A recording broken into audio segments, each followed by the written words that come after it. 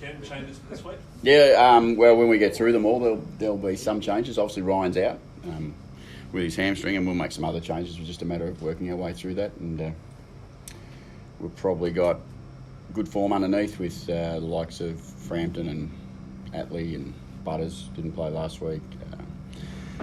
Garner, there's plenty of people, Mackenzie, there's plenty of people down there to look through and work through. We're just a touch early. Normally I can walk in here and tell you exactly what's going on, but it's not quite that space today. What are you weighing up, Ken, that you can't say, as you said, normally you tell us? Yeah, it's because it's a Sunday, we've just finished training, so we'll just make sure everyone's okay. We're pretty clear with what we'll have, but it's just a matter of ticking that off before I go, because I like to tell the facts and don't like to make stuff up. So squad-wise, can you help us out? Squad? Well, the names I mentioned will be amongst that squad. So Mackenzie, Frampton, Garner, Atlee, those type of names, and Butters, who we gave last weekend off. There was no Magpies game, so that's the type of people that we'll be thinking about. Butters the most likely, to come back in given any potential changes? Most likely, he's likely, but he's not the most likely. But I think some of the challenge we've got to work way up is the form of some people who are in there, and those who are not in there, obviously, week in, week out. Obviously, Burton is the only injured player. Yeah. Who will drop out. We'll probably make 3 or 4 changes. Okay. That's just probably as close as I can give you today. Is 3 or 4? That's an amount. It is an amount. Based on you just weren't happy with a few last week, or you were more happy with a few underneath?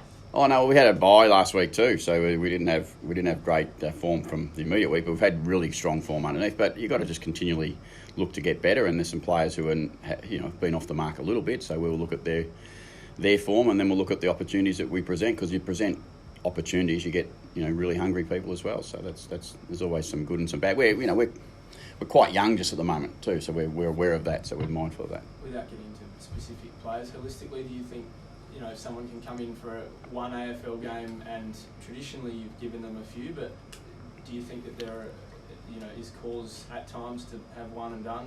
Oh, case by case.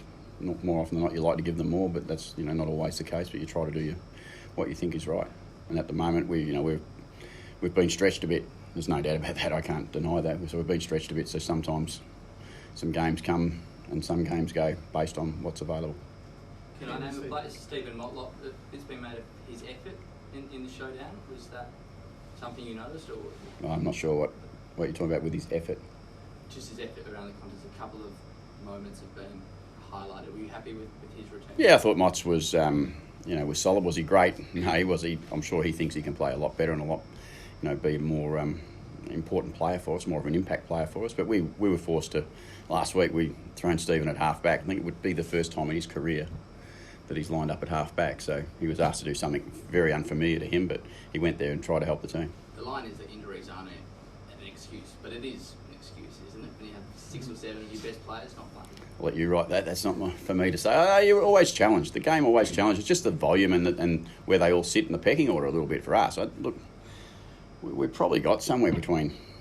We've probably got 8 of our best 10 or 12 players unavailable, but we'll be okay. We'll get some back. And what we're seeing is that we get to produce opportunities for people who are underneath who have been at times struggling to get their opportunities. So there's always some good stuff that comes out of injuries, and that's what we always look at, the positive, what we get to see here. We get to see young people play, we get to see some people get an opportunity that they perhaps normally haven't had. So it's a footy season. Can Frampton play in a team with Lycett and Paddy?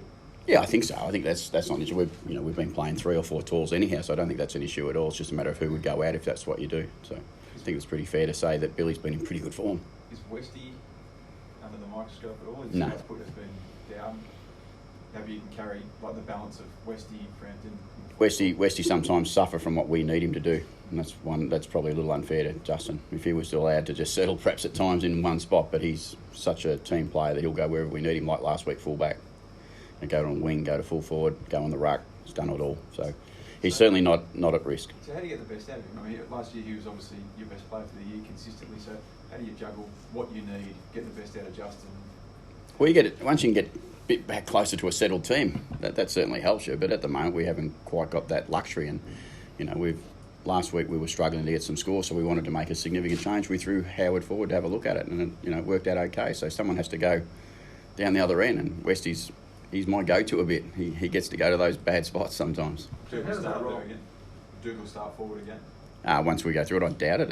He's been performing pretty well as a defender, and it worked really well as almost an in-game shock tactic, and maybe we've got a pretty strong young backline, and we think they work pretty well together. So you'd rather keep that group together and then make that move in game if you need to, rather than starting forward?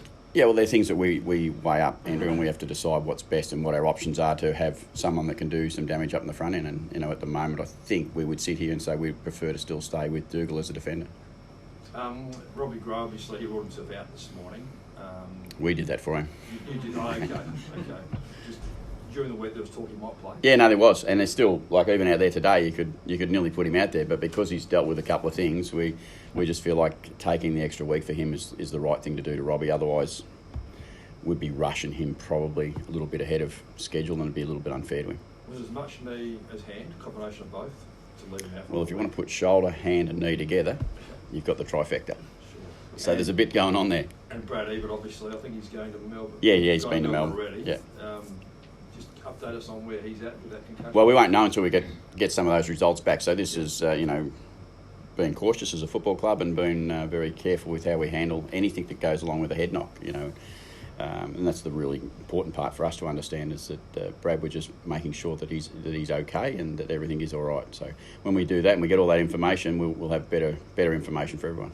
And from memory, I think he had 69 inside 50s last week. That's good memory. A handful of goals.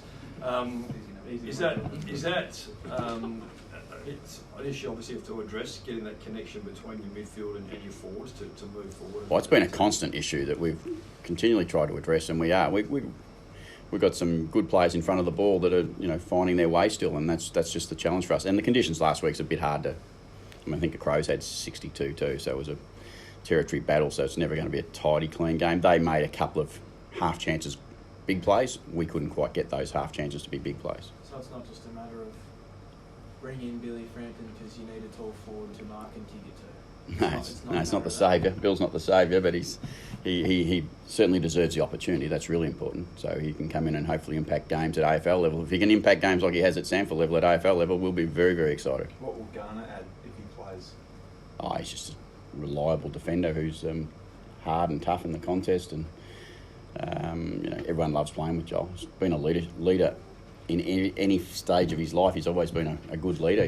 Whether that be school, whether that be under-18 football, whether that be state football at levels, he's always been one of the people who straight away falls into leadership positions, and he would provide great leadership even though he's a young player. He's got great composure. Have you seen him the last couple of years? Is that wait his turn and do some hard? Yeah, well, he has, because there's been a few in the queue. It's funny, we talked early this week that one start at the start of the year, you would have thought don't need to play in the back line because there'll be no spots available. All of a sudden, there's lots of spots available. If we wrestle with the Dougal decision and everything else, there's plenty of potential down there. But Joel's had to work really hard to get his position to be now considered an AFL option, and I think he's done really well at that. Now, how do you rate Gold Coast? They've been obviously very competitive. Yeah, they have. They're playing a really strong game of footy. I think Stewie and the team up there have done a terrific job, because not many people gave them lots of promising outlooks at the start of this year, and I think they've done enormously well. They've been in every game they've played basically, and we expect that there'll be a really strong, hard contest, and it'll be a good game. Most of their wins come from sort of scraps. By the look at they bring teams to the level that they want to beat them at. How do you avoid going to where they want you to go? Well, again, it's a challenge for us, because if I think their method is not just play it in tight. I think they've got some real capabilities on the outside, and they can really use the ball. Their last 2 or 3 weeks have been quite exciting as far as wanting to use the corridor a little bit more. But we've got to play our game. I think it's always the case, isn't it? That we play our game, and our game looks like a more exciting game for us than it has been in the past. But conditions play a part, like last week, and if Sunday's weather forecast has anything to do with it, it might be another struggle game. How do you bottle and bring back that opening bit of the fourth quarter, for example? Because that's what everyone wants to see, and that's the games that you've won this year. You've had a patch like that, and you've blown teams out of the water. How do you bring that back more often? Well, we know it's there because we've seen it, as you said, in the last quarter. So it's just it's been able to dominate parts of the game that you need to dominate. And for us, once we can get the ball and get it moving a little bit better, we're certainly a better side, but we've got to get some flow on that ball, and that's really difficult sometimes because opposition are so good now defensively. You've seen it across the competition. Everyone's talking about scoring seems to be down, the rule change and everything else. Competition's got quite a defensive mindset about it. we've probably got a bit more attacking mindset about it. But when you're playing against every week, a really defensive mindset, it's sometimes a challenge, and you only get moments where you can break through. And I think the key part for us is what you said, is Max, is we're able to, when we get those moments, we're able to put a bit of scoreboard pressure on quite quickly. Hopefully we can do that for more than 10 minutes this weekend. So is it sort of incumbent on the coaches then to open the game up? Oh, no. I talk about one coach, that's me, and our commitment as a football club, playing group, coaching group, is to try and play a more challenging offensive game if we possibly can. But we also we have a responsibility to win. That's what every coach is faced with. So would we see higher scoring if some of the other teams just sort of relax things and were aggressive? I mean, seriously, to encourage a higher scoring. You'll have to ask them. That's not. It's just really hard because the games. We look at our game last week. Both sides last week, who naturally quite high scoring teams, have played in really tough conditions. We've been to Perth and played in the rain. We've had that game. You play. There's lots more things that go into the scoring than just what the coaches are supposedly doing or not doing. And Ken Charlie Dixon's making more strides, Yeah. judging by today. Starting to look really, really good. When's the earliest that you could possibly expect him to play, come back through the sound? I think it'd be after the bye. I think that's what it'd be. I had a good day that day. The sun was shining, and I seen Jonas running, I seen Dixon running, I seen Gray running. It was pretty positive for me out there today. It hasn't been too many of those days. So could it be the first week after the bye, possibly? Yeah, it could be, but don't hold me to it. Sure. It's really, really difficult, but if he progresses the way he is at the moment, there's a chance it could be certainly that. Does weather affect selection at all? Yeah, it could, but I know what it's predicted now, so we've got enough time to make our mind up. So I doubt it. We'll pick a team that we know can compete either way. You mentioned earlier, you said that we're young and we've got to be aware of that. Is that in terms of throwing in blokes, too many guys inexperienced, or is it just we've got to be aware of the fatigue start to develop? Oh no, I think we've got to pick the best players first and foremost, but we've also got to be mindful that, when they're out there playing a brutal game of football, it's having some experience around. I thought that's what, Brogsy, Matty Broadbent last week, Steve Motlop last week, your questions about them, they bring a bit of composure, which you can't get unless you've played a fair bit of footy, and that's certainly helpful for you at times. How does Zach Butters press you in a week where he's got no game to do it? He's had what are we up to now? End of May. He's had 6 months to impress me. He's doing a very good job of it. If he's dropped for a form purpose, what does he need to show in training? What's he need to show? Not much. He just needs to train at a level that's at an elite level as an AFL player, and he does that most every week. He does it. So Zach's probably going to play. Is that okay? Zach's going to play. He was more like rested more than dropped. Is that a fair call? No, he wasn't. As I've said all the time with young players, I don't rest them if their form's okay and they deserve to stay inside. We leave them in the side. If their form drops off a little bit, they're not unlike any other player. They lose their spot in the side. But if you think when there's been a bye week, what's your options coming back in?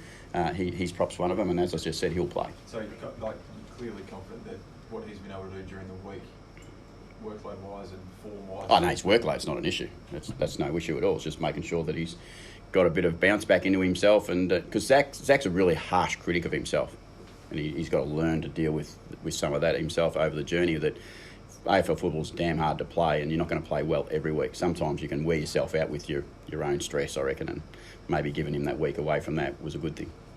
Exciting game, hopefully on Sunday for Zach. Thanks, man. Got one out of me.